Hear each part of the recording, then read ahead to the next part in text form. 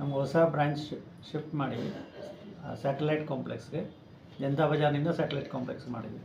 ಇನ್ನೊಂದು ಬ್ರಾಂಚ್ ಇದೆ ವಿದ್ಯಾನಗರ್ನಲ್ಲಿ, sub register office ಇದೆ ಅದರ ಕೆಳಗೆ.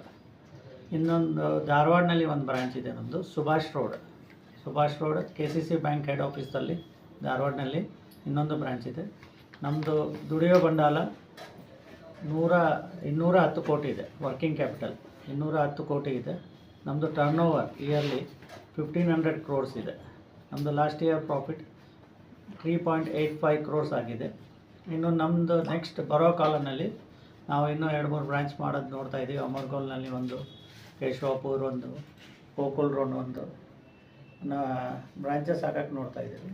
ಆಮೇಲೆ ನಮ್ಮದು ಡಿಪಾಸಿಟ್ ನಾವು ಟಾರ್ಗೆಟ್ 175 crores ಮಾಡೋದು, ಆಮೇಲೆ ಲೋನ್ ಟಾರ್ಗೆಟ್ 200 crores ಮಾಡೋದು ಇದೆ. ಆಮೇಲೆ ನಮ್ಮ ಪ್ರಾಫಿಟ್ 5 ಕೋಟಿ ಮೇಲೆ ಮಾಡೋದು ನಮ್ಮ ಟಾರ್ಗೆಟ್ ಇದೆ. ಧನ್ಯವಾದ. ಒಟ್ಟು ಟೋಟಲ್ ಬ್ಯಾಂಕ್ ಎಷ್ಟಾಗಿದೆ ಸರ್? ಟೋಟಲ್ ಬ್ರಾಂಚಸ್ ಒಂದು ಹೆಡ್ ಆಫೀಸು 3 ಬ್ರಾಂಚಸ್ ಅಂದರೆ 4 ಇದಾವೆ ನಮ್ಮದು. ಎಲ್ಲಿನ ಬ್ಯಾಂಕ್ ಎಲ್ಲ ಬಿಟ್ಟಿದೆ ಇನ್ನೂ ಆಗೋ? ಒಂದು ವಾಲ್ಬೇಕರ್ಗಲ್ಲಿ ಇದೆ, ಅದ ಒಂದು ಇದು ಸ್ಯಾಟಲೈಟ್ ಕಾಂಪ್ಲೆಕ್ಸ್ನಲ್ಲಿ ಇದೆ, ಒಂದು ವಿದ್ಯಾನಗರ್ನಲ್ಲಿ ಇದೆ, ಒಂದು ಧಾರವಾಡನಲ್ಲಿ ಇದೆ.